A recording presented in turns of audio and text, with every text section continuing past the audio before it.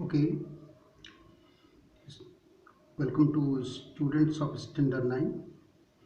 As we have started chapter 5, the fundamental unit of life. We have little bit discussed in the previous class.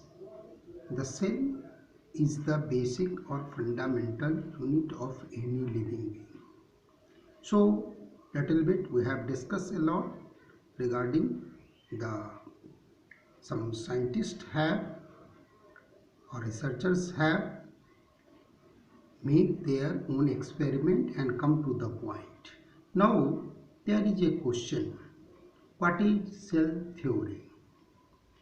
As we have discussed in the previous class, in 1838 to 39, a German botanist Sir Science and a German zoologist Sir Swan prove that plants and animals both are cellular in characteristics, or the cell is the basic unit of life.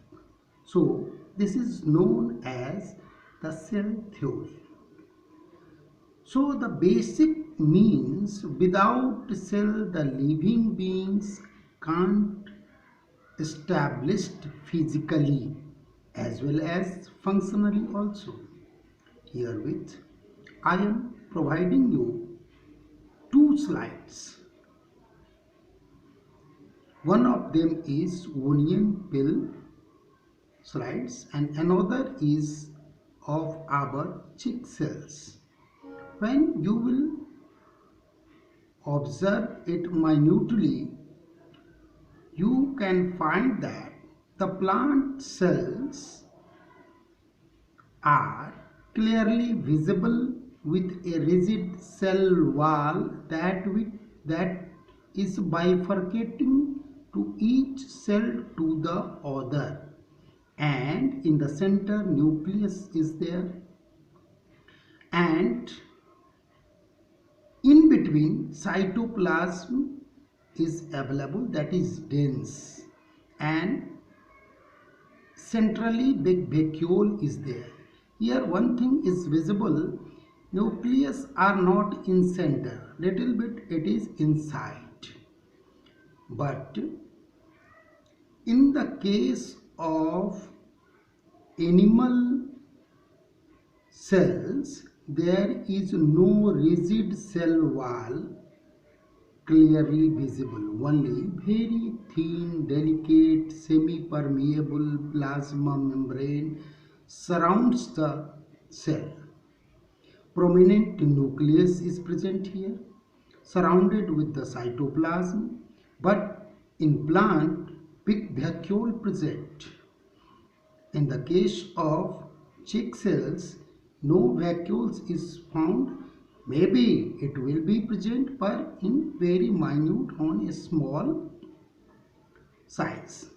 Structurally, the cell is formed three parts. One is plasma membrane, or in case of plant cells, that is cell wall with plasma membrane. Second is cytoplasm, and third is centrally located nucleus. So these three parts are basic things. Now come to the point. These structures of the cells look similar to each other. Together they form a bigger structure, either onion bulbs or our chick tissues layer in our mouth. These small structures are the basic unit of living one.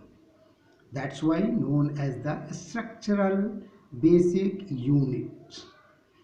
These basic units of living cells has the capacity to perform certain functions also. There is a division of labor in case of multicellular organism, as heart regulates the blood, stomach for digestion, lungs for respiration, Similarly, division of labor seen within a unicellular or single cellular organisms also. Such cell has got certain specific components within it known as the cell organelles. Each cell organelles perform a specific functions.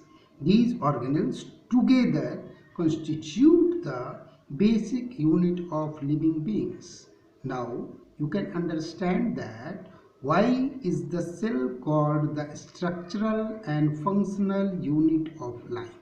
Now let us discuss in the next class.